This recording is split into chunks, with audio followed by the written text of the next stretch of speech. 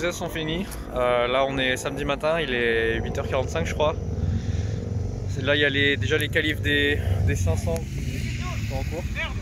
Et voilà, nos qualifs du coup elles sont dans une petite 1h15 je crois, quelque chose comme ça. Bon là on va se préparer, on va s'échauffer. Là pour l'instant je regarde un peu comment ça roule. C'est mouillé, je sais pas si... Ouais, je pense que vous voyez quand même, c'est mouillé. Donc je regarde un peu comment ça roule. Et puis après voilà, on va aller s'échauffer, s'équiper. Et puis tout doucement ça va être l'heure d'aller en prairie quoi.